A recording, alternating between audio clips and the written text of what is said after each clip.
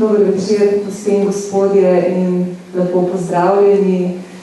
In seveda lepo pozdravljam mojega gosta, gospoda Janeza Janšo, in se zahvaljujem Združenju za vrednote slovenske osamosvojitve za to čast, da lahko predstavljam to knjigo in da se lahko z njo pogovarjam o enem najpomembnejših ljudi, ki so zaslužni za to, da imamo danes samostojno in suvereno slovensko državo. Jaz postavljam gospoda Janšo kar ob bok dr. Jožetu Pučniku, za katerega bi z vso pravico lahko rekli, da je bil oče slovenske osamosvojitve. Morda bi za uvod danes rekla kakšno besedo o tem, kaj pravzaprav pomeni tale bela knjiga slovenske osamosvojitve za nas Slovence, za naše zgodovinopisje, za naš zgodovinski spomin, za slovensko izobraževanje, saj oba veva, da se poskuša dogodke iz časa slovenske demokratizacije in osamosvojitve pravzaprav na nek način obrniti na glavo. Ja, lep večer, lep pozdrav vsem skupaj. Hvala za tako lepo udeležbo. Običajno predstavitve knjig ne naletijo na takšno zanimanje, še posebej ne v zadnjem času, ko večina ljudi že misli, da knjiga ne obstaja več, da so samo še ekrani in pač digitalna doba. Sve knjiga obstaja tudi v elektronski obliki, tako da jaz upam, da bo tudi ta zbornik nekoč išel v obliki, ki jo mladina danes pravzaprav sprejema kot neko edino podlago za branje. Kajti v tem zborniku so pač dokumenti, ki imajo neko trajno vrednost. In prvo, kar poudarjam vedno ob teh predstavitvah, je, da je velika škoda, da je ta knjiga išla šele letos. Po mojem mnenju bi morala iziti že pač zdavne.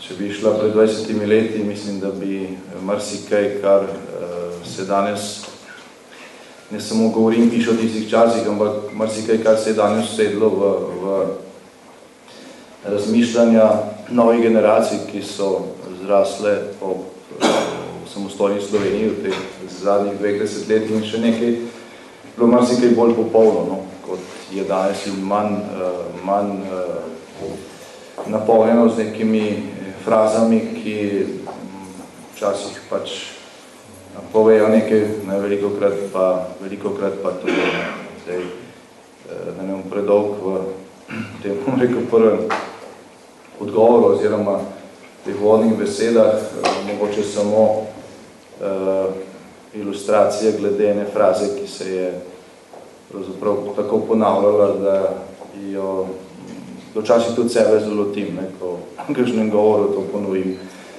ne da bi to res misleno. Eno od teh, mislim, ta fraza pa je, kako smo bili vsi 100% enotni in za osamosvojitev. Zdaj, ko govorimo o te enotnosti, je dobro biti natančen in če smo natančni, potem tudi bolje razumemo to, kar se danes dogaja. To, kar je dejansko omogočilo, da smo se Slovenci osamosvojili, dobili lastno državo, s katero danes pravzaprav ni nišče zadovoljen, ampak kljub temu bi bila alternativa še slabša, glede na to, kaj se je dogajalo v preostanku naše bivše države, ali pa kje so nekateri deli te države. Skratka, tega zgodovinskega dosežka slovenskega naroda ne bi bilo, če bi narod dejansko ne bil v veliki meri enoten del tega cilja. Če bi Slovenija bila v 90 letih recimo tako razklana in tako zdesetkana, kot je bila po drugi svetovni vojni, če bi bilo takrat toliko žrtev in toliko grobov in toliko pregnanih in takšna razklanost potem zagotovo tega cilja ne bi dosegli. Torej, v ljudeh je ta enotnost v veliki meri obstajala, žal pa te iste enotnosti ni bilo v politiki.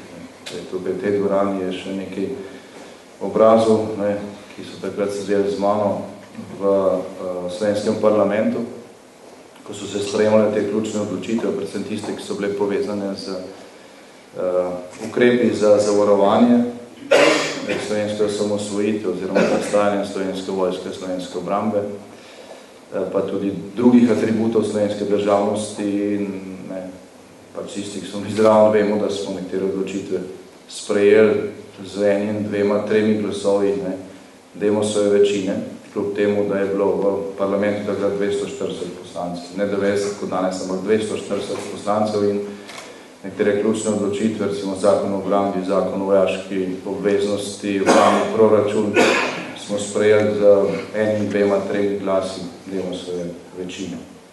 Če kakšno teh ukrepov ne bil sprejet, potem bi sicer Slovenijo kot samostojno državo lahko razglasili, vendar pa jo ne bi udejanjili. Bi bila to operetna osamosvojitev, na kar je takratna opozicija računala. Torej, ko gre za vprašanje enotnosti, lahko upravičeno govorimo o veliki enotnosti naroda in prebivalstva.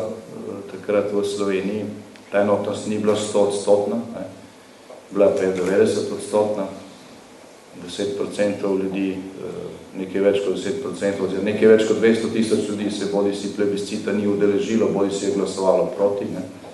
To je sicer velika številka, ampak še vedno je to dobrih 10% vsega prebivalstva, tako da govorimo o zelo, zelo veliki enotnosti pri tej odločitvi. Ko gre pa za odločitev za samostojno Slovenijo, pa glasovanja povedo vse. Te odločitve so bile sprejete z veliko večino, še vse tiste simbolične, ker si tam nihče ni upal glasovati proti, oziroma nekateri so tudi tam glasovali proti.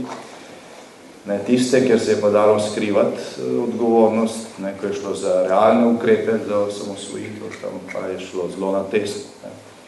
In v tem zborniku imate razprave okrog nekaterih ključnih ukrepov slovenske osamosvojitve, iz tistih časov, iz tistih zasedanj, mislim, da so 3, 4, 5 skupščinskih zasedanja razprave, ki pač veliko povedo o tem, kdo je bil za in kdo je bil proti osamosvojitvi. Če so ste sprehodili čez ta imena, boste tudi ugotovili, da vsi, ki so nasprotovali ukrepom osamosvojitve, so bili v zadnjih 22 letih življenja samostojne države bogato nagrajeni. Nihče ni bil niti slučajno vprašan po tem, kar je počel, se za glasovanje v parlamentu, se to tudi ne sme, pa vsak lahko glasuje tako, kot hoče. Res pa je, da je tudi vsak odgovoren za svoje ravnanje, za svoje posledice in običajno pričakujemo, da boš za dobre stvari nagrajen in za slabe pač kaznovan ali pa vsaj ne nagrajen. Tukaj se je zgodilo ravno obratno. Ljudje, ki so na dan, ko smo glasovali za samostojno Slovenijo, napisali odprto pismo, češ ne bom glasoval za samostojno Slovenijo, to je žalosten dogodek. Recimo Franko Jure to napisal, takratni poslanec liberalne demokracije, bom raje gledal na morje v širino kot to zatohlost. Ta človek je bil proti tej državi, bil potem čez 2 leti ambasador te države v Madridu, z bogato plačo in z vsemi ugodnostmi. In veliko teh primerov je, pravzaprav ni enega, ki bi nasprotoval slovenske osamosvojitve oziroma ukrepom za izvedbo slovenske osamosvojitve in ne bi bil nagrajen. To mislim, da zelo veliko pove o tem, da smo nekako v tem času vsaj delamo hodili po napačni poti, oziroma da smo zatavali in če se pri tako ključnih stvareh ne ve, kaj je bilo prav in kaj je bilo narobe, oziroma se to potem obrača, potem ni čudno, da je pač država tam, kjer je in da pravzaprav nihče ni stanje, v katerem smo zadovoljni in da danes verjetno enako soglasje, kot je med ljudstvom obstajalo času osamosvojitve, da je pač potrebno iti na svoje strani iz Jugoslavije, ki je razpadala in kjer je že tekla kri. Enako soglasje danes obstaja o tem, da situacija v državi ni dobra. da pa ne obstaja soglasje o tem, o vzrokih in o tem, kako iz tega stanja, kar pa je verjetno tema za kakšno drugo knjigo. Hvala lepa. Se lahko strinjava, da je bila druga polovica 80-ih let prejšnjega stoletja na slovenskem čas pomladi, slovenske pomladi, v kateri ste imeli zelo dejavno vlogo.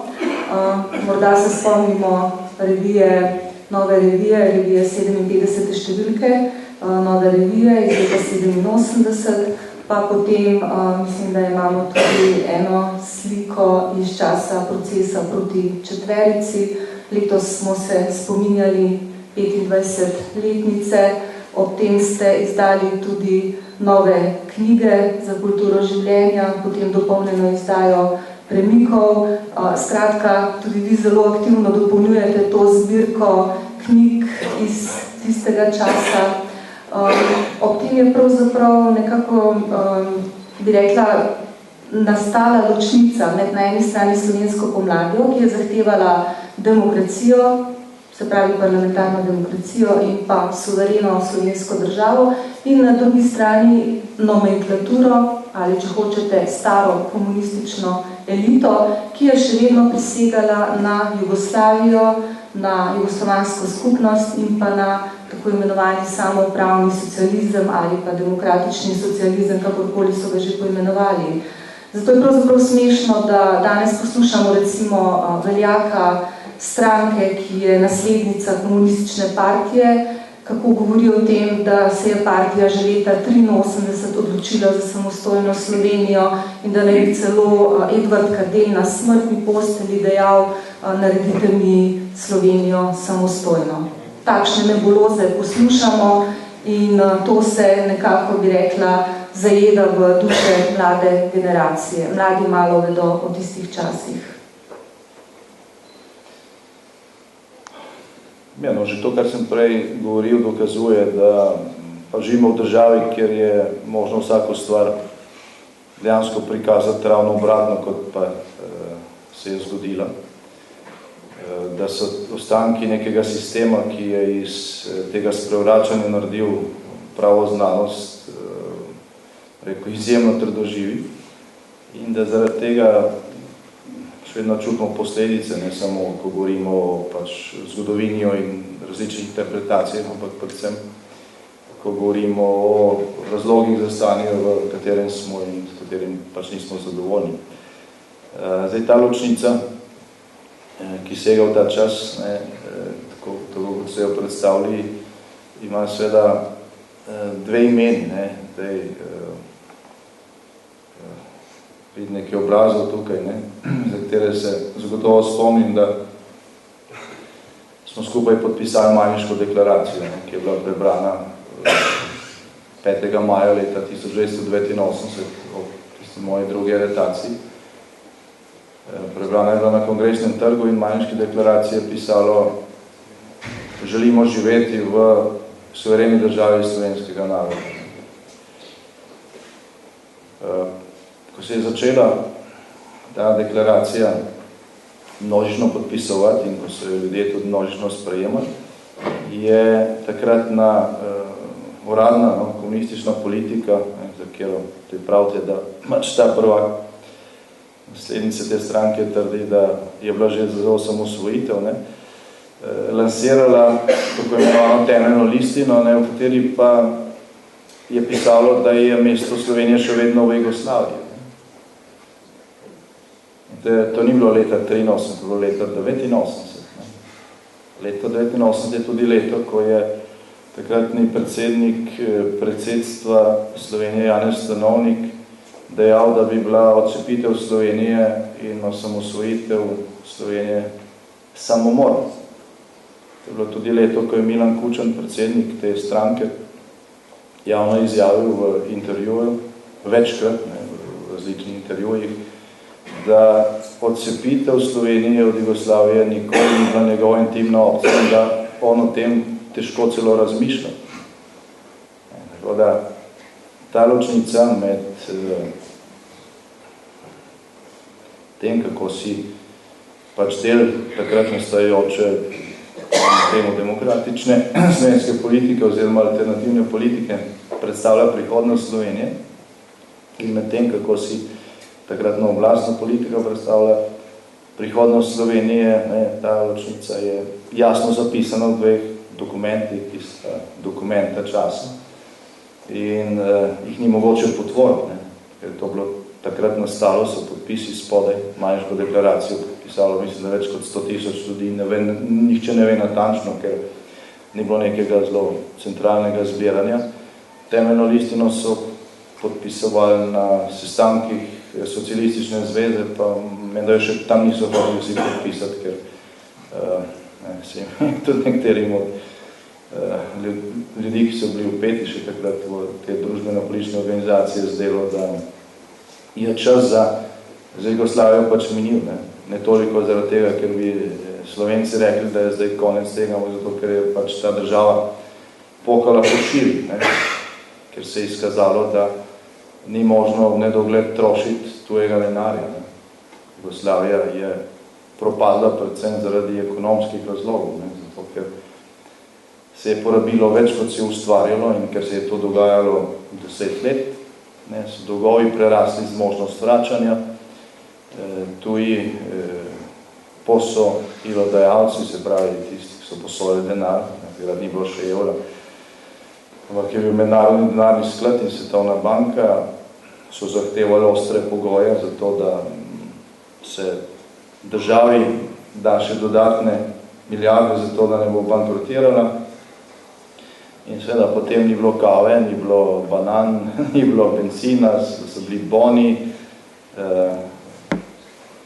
in seveda je bilo jugoslovansko manipuliranje z temi institucijami, ker nekaj se je obljubilo in podpisalo, drugo se je delalo. Denar se je še vedno tiskal. Spomnite se tistih zadnjih bankovcev, ko pač številke niso šle več na bankovce, kot je bil največji bankovc za 5 milijard dinarjev. In seveda na koncu je to rezultiralo v popolnem krahu menedžiranja države in ni bilo treba biti zelo pameten in imeti veliko šol, da se iz Slovenije videlo v Beograd in da se videlo, da to ne bo preživelo. Če zdaj naredimo na regresijo in na primerjavo, jugoslovanski dolg ob koncu, prednje država izdignila, znaša okrog 20 milijard dolarjev. Slovenski dolg v tem trenutku znaša 23 milijard evrov. To bi nam moglo veliko povedati.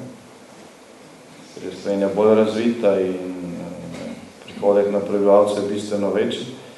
Vendar nas je samo 2 milijona, v Jugoslaviji pa je vendarle bilo 20 milijonov dolgoplačevalcev. Najbolj pa je to, da smo prišli na 23 milijard v 5 letih. Leta 2008 je bil celoten slovenski dolg, vključno s podedovanimi dolgovi po kraljevini Srbiji, pa državi SHS, pa kraljevini Jugoslaviji, socialistični Jugoslaviji, 8 milijard evrov. Vse skupaj.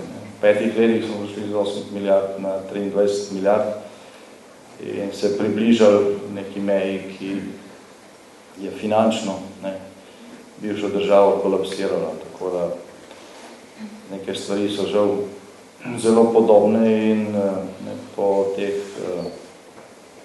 po 22 letih od osamosvojitve ponovno slišimo neke iste fraze, kot smo jih takrat poslušali. Tudi takrat je Slovenska komunistična stranka lansirala v javnost tako imenovano alternativo demokratičnega socializma, oziroma kot so rekli socializem z človeškim obrazom, češ to je neka rešitev, je bilo samo drugo ime za čisto, kar se je pač že imelo. In zdaj, po dobrih 90 letih se ponovno govori o nekem demokratičnem socializmu, pa mahne se s transparenti, z jugoslovansko zastavo. Ni čudno, da gremo tja, da gremo v podobno situacijo, če se celo uporablja ista simbolika. No. Zaradi tega je, še enkrat ponavljam, veliko škoda, da je ta knjiga išla šele zdaj, če bi išla prej. Mislim, da bi vsaj nekaj zgodovinarjev stvari naprej predelovalo.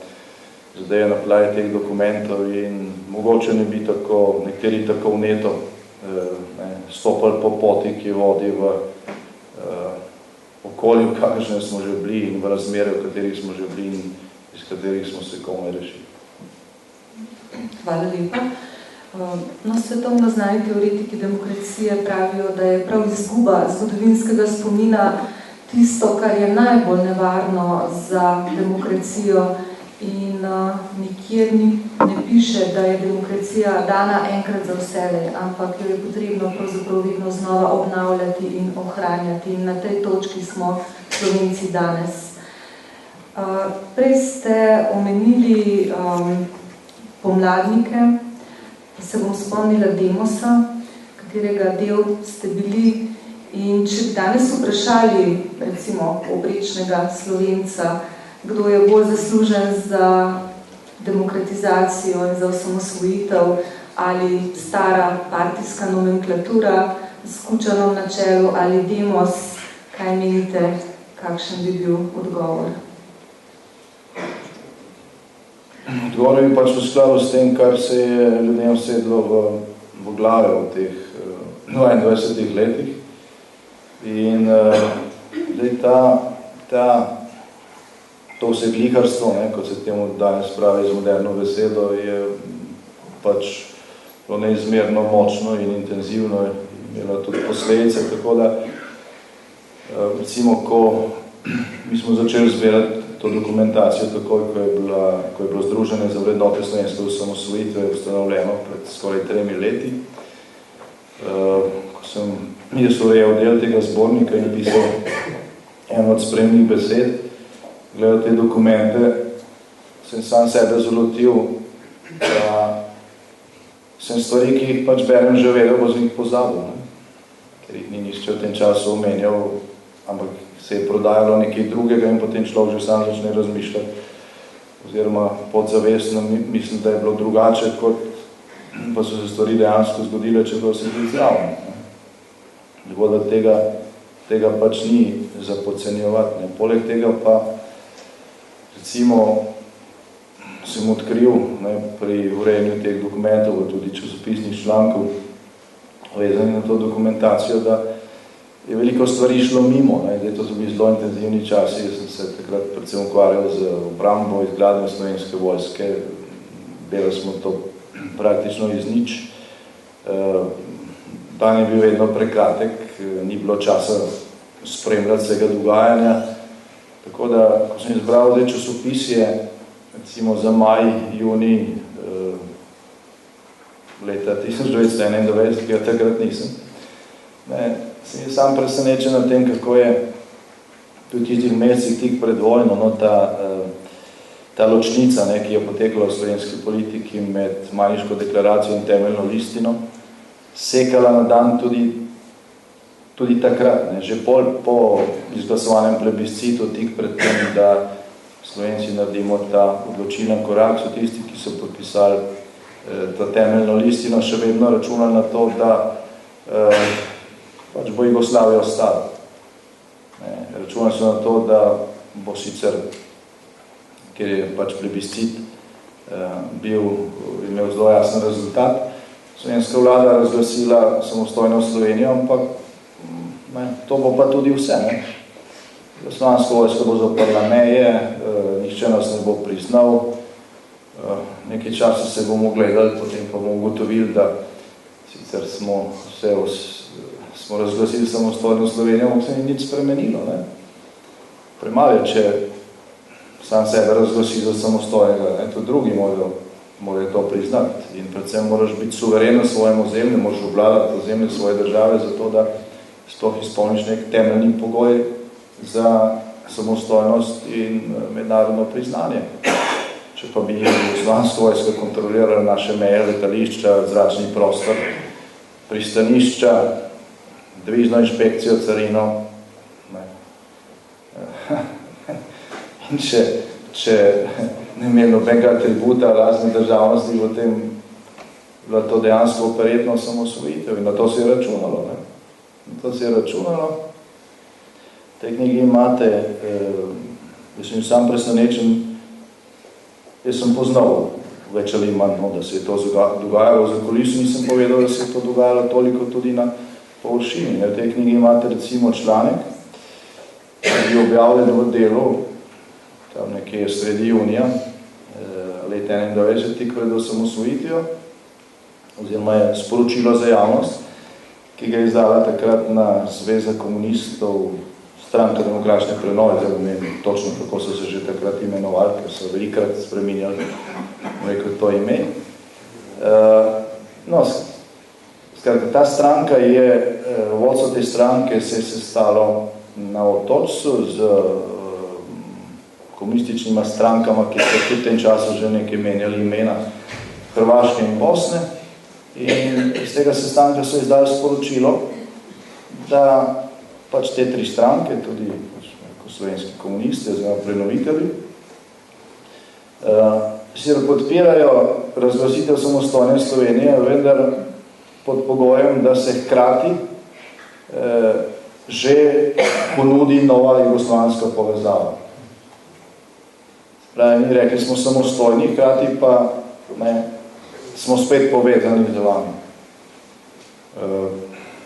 To v tistih okoliščinah se ni dalo razlagati na veliko načinov, ampak kot že rečeno, jaz moram reči, da tega sestanka nisem niti opazil in mislim, da tudi večina slovenske javnosti ni niti opazila, ker so se dogajale druge stvari in so mi vsi v mrzlici končnice priprav na dejansko osamosvojitev. No, še bolj zanimiv dokument, oziroma so spomini človeka, ki je v bistvu poslal jugoslovansko vojsko v Slovenijo. To je takratnega predsednika Zveznega izvršnega sveta Ante Markovića.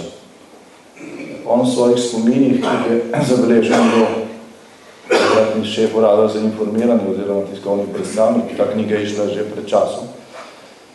Pod list, ki je objavljal večer, tam v 90-ih letih, mogoče je to kdo bral. On skratka tam piše o tem, kako je na začetku junija, mislim, da to tam 12. junija 1991, ko je Zanč prišel v Ljubljano pred vojno,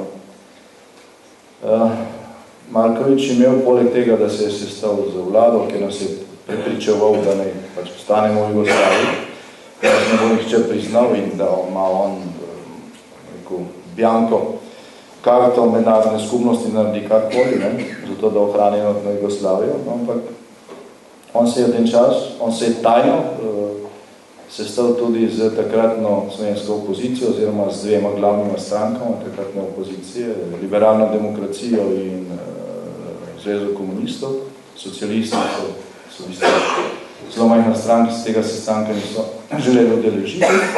In Marković pravi v teh spominih, kako je on nagovarjal ti dve stranki, da naj vendarle zrušita Demosov vlado pred 26. junijem in s tem bodo pač preprečili osamosvojitev.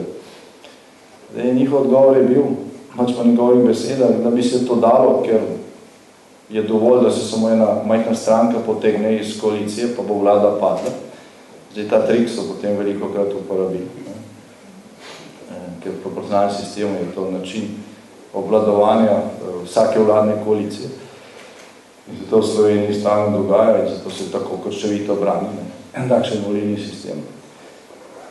Skratka, oni so rekli, da to bi sicer lahko naredili, da bi se dalo, očitno so več vedeli o razmerah znotraj Demosa, kot pa mi v Demosu, vsaj nekateri. Vendar pa to ne bilo pametno zaradi tega, ker bi potem še vseeno bila tukaj ta odločitev na plebiscitu in bi bili poloni odgovorni, če ne bi izvedli. Zato so mu predstavili svoj načrt. Ta načrt pa je bil, da se enostavno pusti, da Demos razglasi osamosvojitev, ker nas ne bo nihče priznal, ker bo jugoslovanska vojska pač zaprla meje in zasedla te zvezne institucije oziroma funkcije.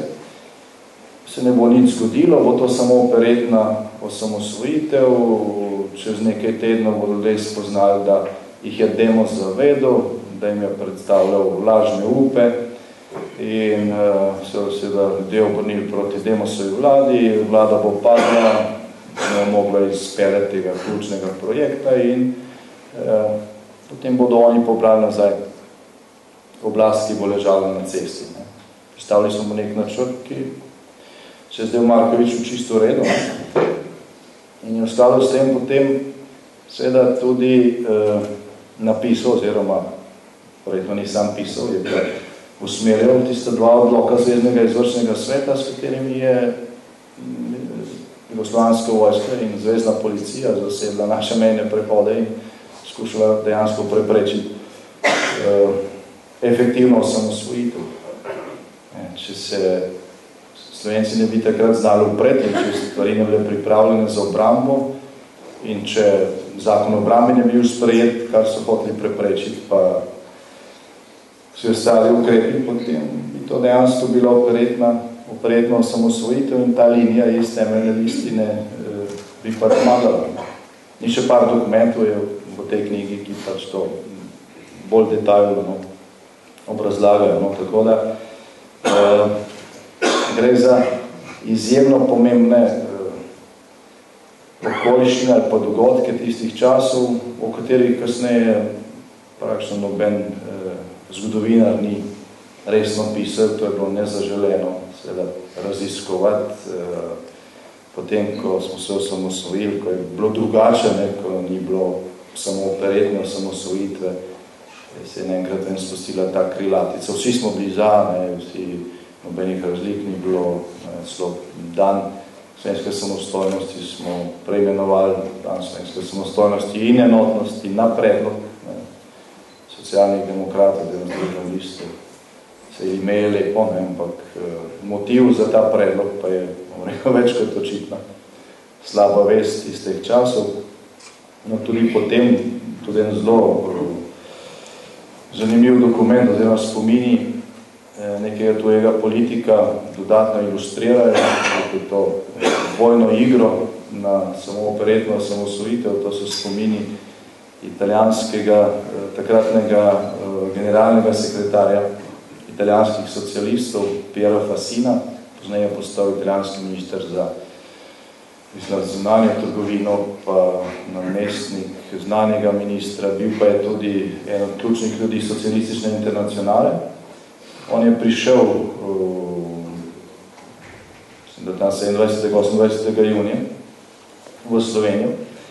To je bil čas, ko je bilo že jasno, da osamosvojitev ne bo samo operetna, ker Slovenija takrat prevzela kontrolo letenja, mejne prehode in tako naprej, za nekatere smo se pač borili. Nič ni kazalo, da bi jugoslovanska armada to kar z nekim sprehodom zatrla.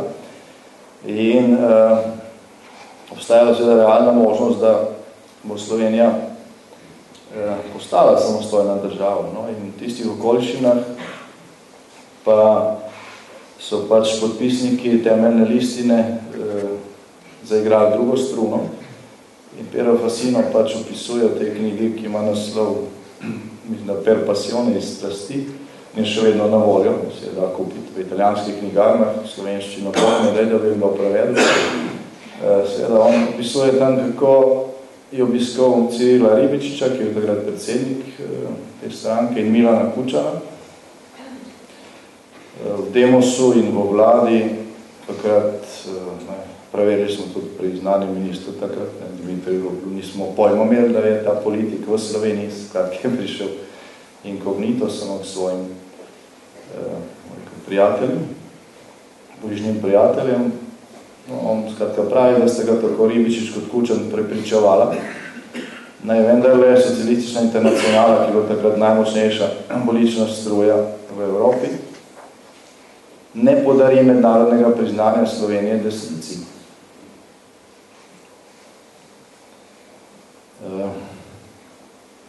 Obstaja beseda, s katero se da opisati takšno ravnanje. Ko je ta knjiga išla že pred leti, ni bilo benga demantija strani teh dveh omenjenih, oba sta bila tiho šele potem, ko so jih nekateri slovenski novinarji spraševali, pa je bilo to tako objavljeno na neopaznih mestih, več ali manj.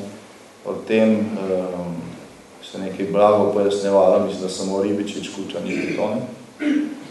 Da je pa kdo demantiral, da bi kdo od avtorja, se pravi, Kjera Pasina zahteval demanti tega, pa seveda v 10 letih nismo dočekali, ker bi verjetno avtor še kaj več povedal o teh sestankih, če bi to zahteval kakšen demanti, da to se je to pustilo pač pod preprogo.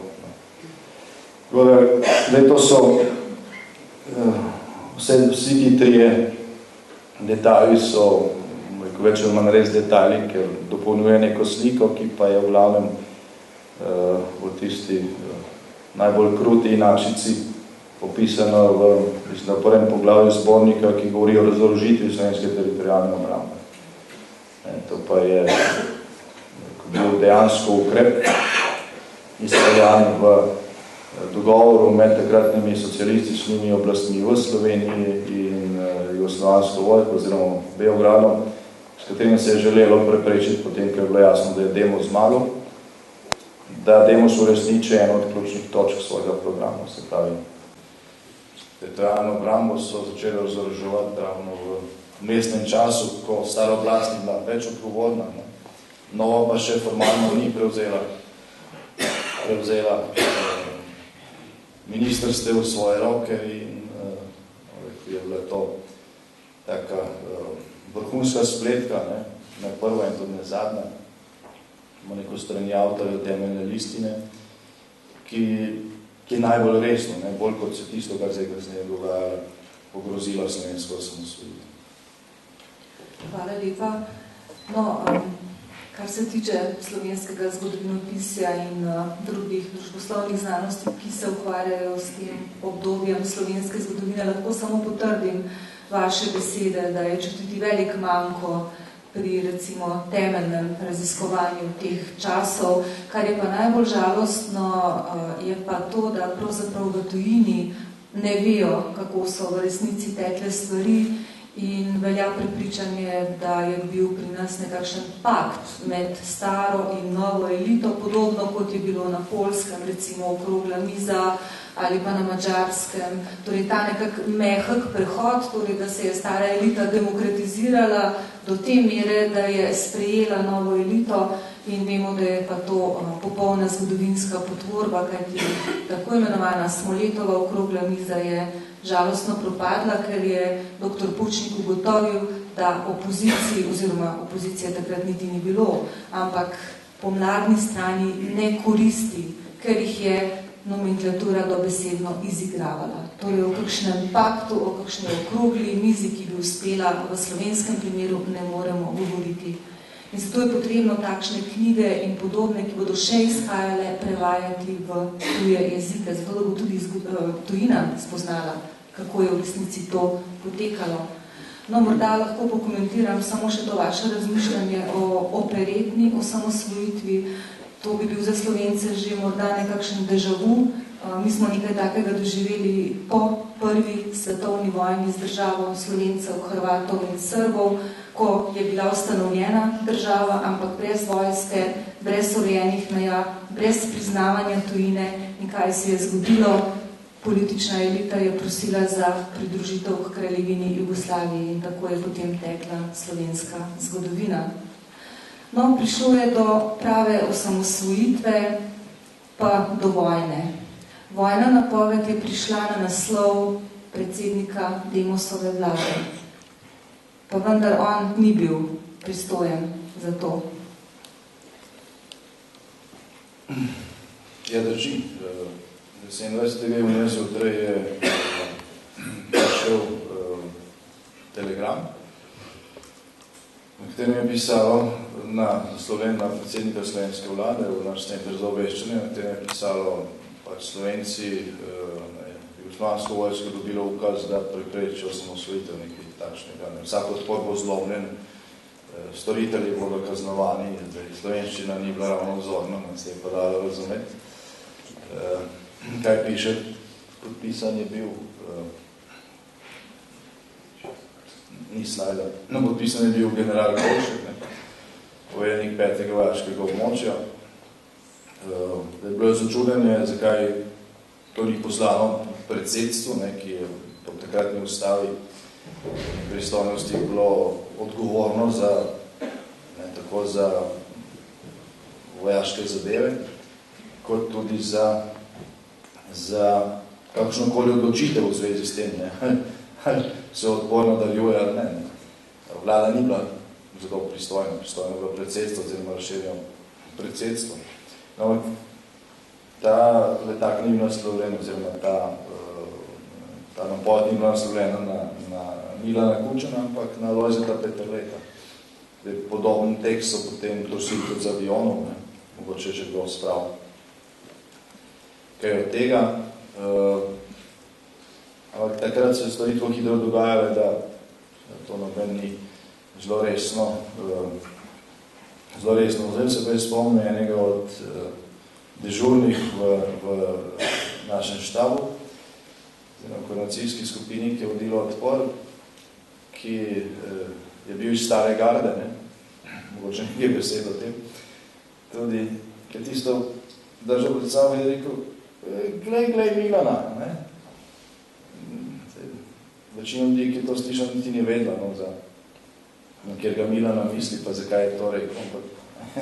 On je izrekel ime tistega, ki je manjkal kot naslovnik na tem dokumentu.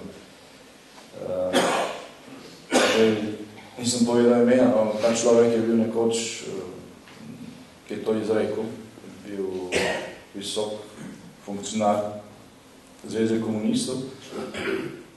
Takšnih je bilo kar nekaj v tej koordinacijski skupini, ki je vodilo Odpor in niso bili med zagovorniki temeljne listine. Tako da ta ločnica med Slovenijo in Jugoslavijo je zarezala tudi v članstvo teh strank, ki so sicer uradno podpirale, ker so vodstvo podpirale ostanek v Jugoslaviji oziroma samo verjetno samosvojitev. Mnogi člani tudi takšni na kakšni pomembni funkciji, pa so vseeno naredili odločitev pri sebi, ki je bila s tem v nasprotju. Jaz sem recimo prevzel sekretariat za obrambo oziroma za ljudsko obrambo, kjer je bilo kakšnih 200 ljudi zaposlenih. Težko rekel, da je bil kakšen tam, ki ni bil v stranki Cirila Ribičiča.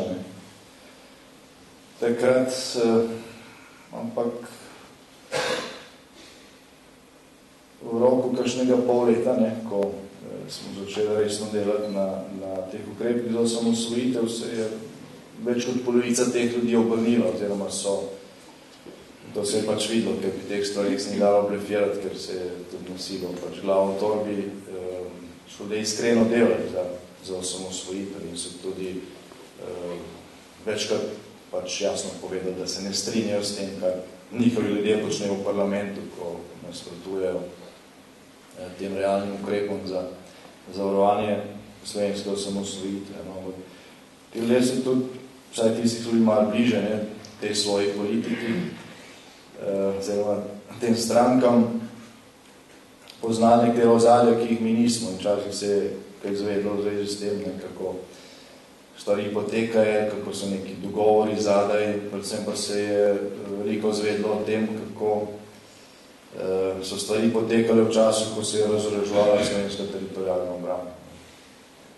Ali pa en tak trenutek, ko je tudi veliko članov teh kontinuitetnih strank nekako prestopilo na Demosovo stran, je bila tako imenovana deklaracija za mir, oziroma deklaracija, s katero je pisala, da Slovenija ne potrebuje vojske. Lansirana je bila po plebiscitu, takoj po plebiscitu, z namenom, da bo razglasitev samostojne Slovenije zgolj operetno dejanje. Zlorabljeno pa je bilo za ta cilj mirovno gibanje. Lepo je reči, vsi smo za mir, ne rabimo vojske, dajmo rajš za šolstvo, pa za zdravstvo, namesto za orožje.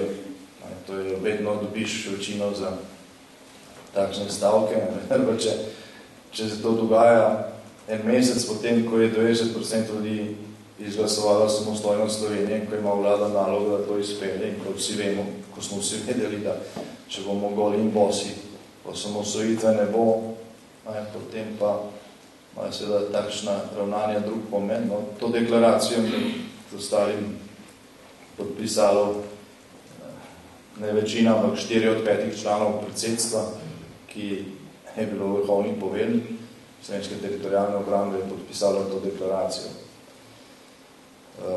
Naredila je velikansko zmedo v vrstah teritorialne obrambe, če pa se veste, rašinskega kadra, tudi med ljudmi. Mi smo takrat intenzivno usposabljali enote teritorialne obrambe, rezervo, ker smo ravno na tem terenu, mogoče ponovim eno anekdoto, ker sem pisal tudi o premikih. Mislim, da en dan po tistem, ko je bila ta deklaracija, kjer je pisalo, da Slovenija ne potrebuje vojske, objavljeno v dnevnem časopisju, sem jih obiskal eno enoto iz Domžal, sem mogoče bil kdo med vami, takrat zraven, ki je bilo na urenju v Kočevskih gozdovih na Medvednjaku. Je bil mraz, zdaj v januar, zima, ljudje niti ne dobro opremljeni in oboroženi. V tistih gozdovih, po nekem nagovoru, bogatkem nagovoru, so me fantje pravzaprav moženo, ker je šlo za enoto, ki pač imelo že nekaj izkušenj, so bili pa vsi rezervisti, ne da bi doma so bili tam. Sem jo odstopili in poveljnik je vrgel pred mene časopis, ker je bila ta deklaracija objavljena, in je rekel, zdaj pa se vi v Ljubljani odločite. Če tle piše, da imamo vojske, vrhovno poveljstvo, 4 od 5 članov trdijo, da Slovenija ne rabi vojske. Vi nas pa tukaj držite v blatu in snegu, ne zdaj vi doma, zdaj odločite se, kaj hočete tam v Ljubljani. Niso niti ločili med vlado pa predsedstvo in to naprej. Oblast je pač oblast. In ni dosti manjkalo, da bi pobrali stvari in šli domov. Mogoče celo bi, sam iz tistih gozdov bo težko priti do ceste. Zdaj bilo zelo resno, slovenska osamosvojitev visela na nitki od tej deklaraciji in dejansko je visela na nitki. Niso je podpisali samo 4 člani predsedstva, tudi nekaj članov vlade je podpisalo, vključno z podpredsednikom vlade Jožetom Mencingerjem, ki je takrat prvi podpredsednik vlade. Mi pa smo imeli na mizi na vladni seji predlog proračuna, kjer je bil tudi denar za to nastajajočo slovensko vojsko. Zdaj človek odgovoren za ta denar. Finančni minister je to podpisal, mislim, Marko Kranjec, znejši guverner centralne banke. Oba ste izstopila iz vlade tik pred vojno, ker ste rekli, da ne verjamete v to osamosvojitev, da ste tudi bogato nagrajena kasneje. Skratka, osamosvojitev je takrat visela na nitki v tej deklaraciji. Ste takrat napisano pismo tem podpisnikom, ki so imeli neke funkcije. Mislim, da je objavljeno v premikih, tukaj v tem zborniku ni, ker smo pravili predvsej ostre besede. Čez nekaj dni po tem pismu je ta deklaracija izginila iz javnega življenja, nekako se ni več pisalo o tem. Nihče mi ni odgovoril na to pismo, ampak deklaracije kot nekega akta, s katerim bi se javno mahalo, ni bilo več. Se je pa seveda to, kar je pisalo v tej deklaraciji, skušalo uveljaviti potem, ko smo glasovali za obrambni proračun, zakon o obrambi, zakon o vojaški dolžnosti, nekaj ustavnih amandmajev smo tudi komaj spravili skozi. Tam so tudi nekateri poslanci teh kolegih strank to podprli in se tako ne bilo sprejeto. Tako da, to, kar se danes nasplošno ve o teh delitvah, Majniško deklaracijo in temeljno listino, ni niti 0,5% tega, kar je pač dejansko se v resnici dogaja. In zaradi tega je možno bilo stvari potem tako obračati. Nagraditi vsakega, ki je pač podpisal deklaracijo proti slovenski vojski ali pa temeljno listino in stvari predstaviti popolnoma drugače, kot so bile. No, posebna vrednost bile knjige so prav gotovo dokumenti, ki so tukaj zbrani, pa časopisni članki, in ko človek vse to prebere, pregleda, si pravzaprav reče, da je pravi čudež, da smo dobili samostojno slovensko državo, čudež in pa seveda velik pogum in velika odločnost ljudi, ki so takrat pravzaprav vlekli ta slovenski voz naprej. Nekaj sem zasledila, da ko se je sprejemal, mislim, da proračun in ste branili tisti del za obrambo, ste prišli v zagovorniški oder v parlamentu kar 138-krat.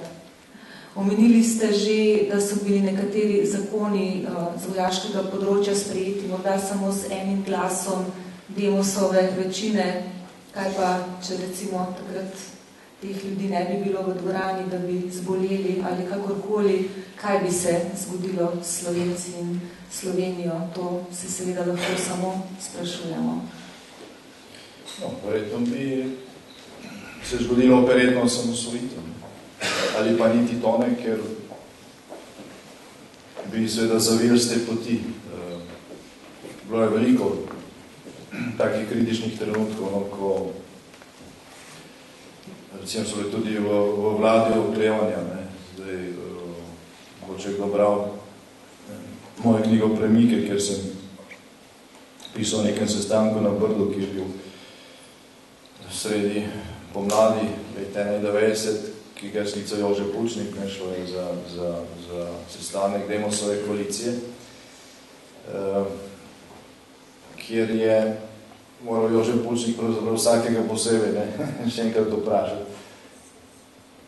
ali je za osamosvojitev, oziroma ali je dejansko pripravljeno se narediti za to, da se ta korak naredi. So imeli nekateri kar težave odgovor z eno besedo. Stvari niso bile tako enostavne. Tudi ta odločitev, mislim, da bomo v soboto praznovali 23. obletnico, ki je bila sprejeta v Poljčah, na Demosovem poslanskem klubu, zato, da se gre v plebiscit. To ni bila enostavna odločitev. To je bila odločitev, ki je za sabo potegnila vsa možna tveganja tistega časa. To je bila odločitev, ki je šla v nasprotje z celotno takratno odločujočo mednarodno politiko. V decembra leta 1990 ni bilo niti ene vplivne države na svetu, niti ene kakšne manj vplivne države na svetu, ki bi kakorkoli obljubila Sloveniji, da jo bo priznala kot samostojna država, če se bo osamosvojila. Še s Hrvaško smo imeli težave, se Hrvaška ni držala dogovora o skupni obrambi. Smo nekako v istem položaju. Žal takšna država ni bilo niti 26. junija, ko smo razglasili samostojno državo. Mi smo takrat na Trg Republike vabili predsednike vlad in držav praktično celotne Evrope, pa še koga z kakšne druge celine. Ni bilo niti enega, kar se je opazilo. Najvišji tuji predstavnik, mislim, da je bil koroški deželni glavar, pa dunajski župan. Vsa čast ima, pa še njima se je zelo mudil potem nazaj, glede na situacijo, kakršna je vlada, vsa čast ima, da sta pač prišla. Mega drugega ni bilo. Tudi, ne vem, se večina prisotnih dvorani spomni, da nismo mogli prebrati niti enega pozdravnega telegrama, kakšne druge države, ker bi nam kakšen predsednik kakšne druge države čestitev razglasitvi samostojnosti. Nič od tega ni bilo. To je bilo tveganje, ki seveda terjalo resne premisleke in ta odločitev v Poljčah, zato da se gre v plebiscit, je bila diskutirana praktično 2 dni in ko je bila sprejeta, ni bila sprejeta kar tako, ne. To ni bila neka avanturistična odločitev, ne, kljub tem težkim okoliščinam, ne, tam se je dalo dejansko na mizo razloge za in proti, ne. In na koncu je pač prevladal predlog usklajen med neposrednim predlagateljem in tudi vlado v tem smislu, da se dejansko osamosvojitev izpelje 6 mesecev potem, ko dobimo rezultat plebiscita, če bo ta uspešen. Slovenija se je fizično, ne, praktično, operativno ni bila sposobna osamosvojiti takoj decembra 1990, ko smo dobili rezultat plebiscita. Takrat nismo bili dovolj močni, da bi branili to odločitev, čeprav neki zametki so, obrambne so pač obstajali, ker je manevrska struktura narodne zaščite za silo, no, sposobna zavarovati pot odločanja, ne pa tudi že končno dejanje. Če pa ne bi bilo razorožitev slovenske teritorialne obrambe, potem bi lahko to praktično naredili kadarkoli, ker Slovenija je bila kot del takratne Jugoslavije zelo militarizirana. Pred razorožitvijo je Slovenija razpolagala, slovenska teritorialna obramba razpolagala z orožjem za skoraj 100,000 ljudi, tudi težkim orožjem, ne najmodernejšim, ampak v primerjavi s tem, kar smo dejansko imeli potem med vojno, so bile to samo sanje. Mi smo potem v enem letu za silo uspeli nadomestiti tretjino tega, kar smo takrat pobrali. Približno tretjino tega oborožitve in smo tudi lahko poklicali potem, ko smo že zavzeli skladišče, mogoče skupaj 35,000 ljudi pod orožjem. Če pa slovenska teritorialna obramba ne bi bila razorožena, bi se lahko računalo na to, da se Slovenija upre na vsakem koraku, kakšnikoli agresiji, ne veliko vprašanje, če bi Milošević tvegal, oziroma če bi takrat jugoslovanski vojaški vrh tvegal vojaško agresijo. Bi stvari potekale drugače, težko je zdaj reči nazaj, ker sem prepričan, da bi se bili vsaj pripravljeni pogajati, ker zdaj se niso bili pripravljeni pogajati. Slovenija stalno ponujala pogajanje, oni so zelo samo smejali. So se mislili, kar razglasite samostojno državo, dokler imamo 500 avionov, pa 3000 tankov, vi pa nobenega, boste kmalu videli, kaj bo s tem. Tako da, ta začetni udarec v slovenski poti v samostojnosti je v bistvu najtežji. Razorožitev je bila, kot sta dejala kasneje, tako dr. Pučnik kot Ivan Oman bili izdajali. Tudi zato ni nihče odgovarjal, tudi tukaj so bili večer ljudje nagrajeni. Tisti, ki so prvi predali orožje, so danes funkcionarji v Zvezi veteranov vojne za Slovenijo. Gospod Janša, tale večer je prekratek, da bi se dotaknila vseh vidikov slovenske demokratizacije in osamosvojitve. Lahko sva razmišljala samo o nekaterih izmed njih, ampak jaz sem prepričana, da tale bela knjiga ne bo ostala osamljena, da jih bodo sledile druge. Veliko dokumentov bo treba še objaviti, pa če se strinjate, morda v koncu dava besedo še komu iz današnjega občinstva. Jaz sem Tone Jerovšek. Bi gospoda Janša vprašal, kako ocenjuje vlogo medijev vse od poskusa centralizacije Jugoslavije z tistimi okrepljenimi 4 funkcijami preko zvezdnih amandmajev, pa vse do priznanja Slovenije. Rečeno je, da v bili knjigi cela vrsta člankov, ampak vendar ena taka, bi rekla, globalna, kompleksna ocena delovanja medijev in podpore, seveda, takratni politiki, ki je bila v bistvu tej politiki, ki je bila proti osamosvojitvi.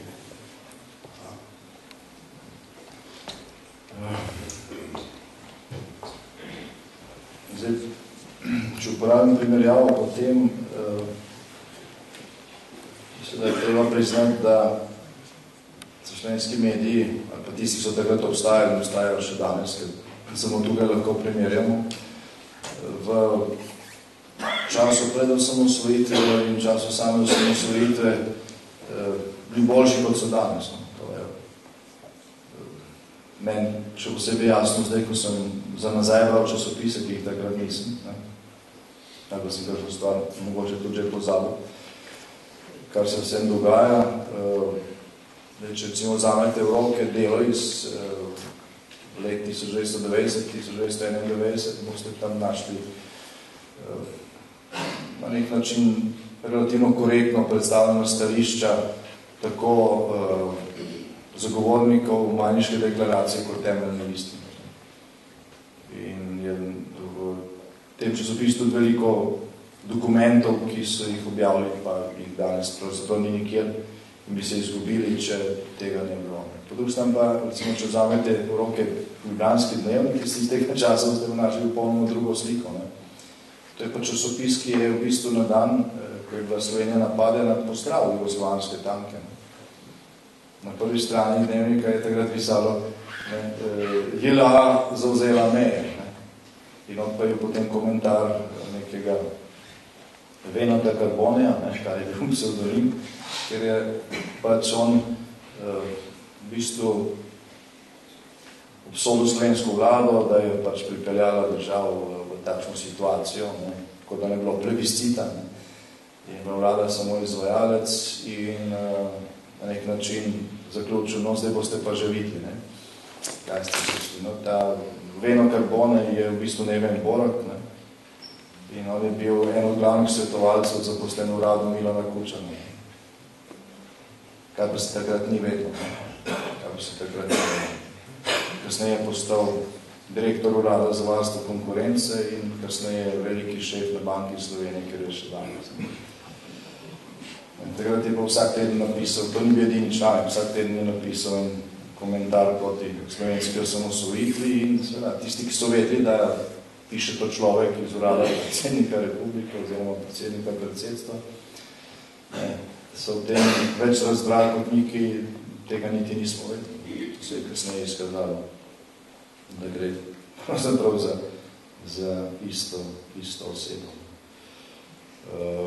Tako da, no, so bili pa tudi drugi mediji, ki so sledili dnevniku v tem nasprotovanju osamosvojitve. Delo je bilo tukaj bolj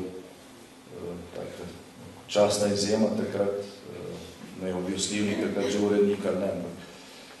Mislim, da je imel veliko vlogo pri tem, da se je časopis nekako obrnil v smer zagovarjanja slovenske osamosvojitve in so tudi spremenili. Delo je desetletje izhajalo, delo je bilo najprej tako organ komunistične partije Slovenije. Potem so se preimenovali v glasilo socialistične zveze, delovnega ljudstva in so imeli geslo proletarci vseh držav združitve se. Potem Vrsljivnik to spremenil v geslo samostojen časnik za samostojno Slovenijo. In je pač istih nekaj let bil to pluralen časopis. Zdaj lahko dajo nazaj tisto staro geslo. Noben niti opazil. Pa tudi doba časopisov je več ali manj minila. Potem pa imate seveda mladina iz tistih časov, ki so v tem času že privatizirali. Udba dobesedno, oziroma služba državne varnosti, njeni sodelavci, je bila goreč nasprotnik osamosvojitve.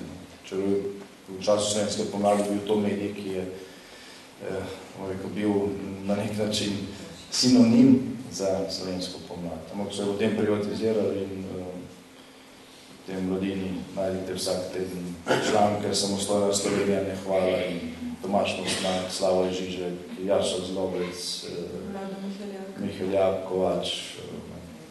Ampak dobro, to se je pač malo kot glasilo ene strani in ni bilo problematično, ker so bila tudi pač glasila, ki so zagovarjalo nekaj drugo, nekoliko drugače, kot je bilo danes na čelu programskega sveta televizije, mislim, da bil Rudi Šelijo, velik slovenski intelektualec, nekdanji predsednik društva pisateljev, ki je tam tudi skrbel za bistveno večjo pluralnost, kot se tam dogaja danes. In, recimo, televizija in radio sta v vojnem času odigrali pomembno vlogo, tako pri obveščanju ljudi, kot tudi pri vzdrževanju nekega pozitivnega odnosa, morala, če hočete. Eno samo napako je radio naredil, zaradi katere smo se precej razburjali. Če se spomnite, ko so jugoslovanska letala bombardirala oddajnika na radio televizije, bilo se nekaj poškodb, ampak noben od teh oddajnikov ni bil onemogočen. Ampak seveda na nacionalnem radiju so se takoj pohvalili, ne so nas bombardirali, ampak vsi oddajniki še vedno delujejo. Čez 1 uro so letala spet v zraku in tokrat je bilo škole nekoliko več. Če se ne bi takoj pohvalili, bi mogoče bila škola manjša. Ampak to ni bilo narejeno iz kakšne slabe, iz kakšnega slabega namena. Tudi nekateri slovenski novinarji ali pa fotografi so v tistem času bili zelo pogumni. Si obstajajo posnetki bombardiranja v Krakovskem gozdu, v Medvedjeku, letališča, kjer so tisti, ki so pač to naredili oziroma omogočili te dokaze zgodovine, tvegali veliko. Danes celo slovensko novinarstvo nima enega človeka, ki bi ga poslalo kam na kakšno križno žarišče. Tako da moramo gledati, tu je televizija, če hočemo gledati, kaj se kje dogaja. Mogoče je Karmen Švegal, še edina izjema. Ne vem, kam je šla ta generacija. Tako da ja, mediji so odigrali takrat se različno, rekli pluralno vlogo, ki pa je bilo v veliki meri tudi pozitivno. Je potem proces lastninjenja to vse popravil. In je spet bilo vse tako, kot je nekoč že bilo.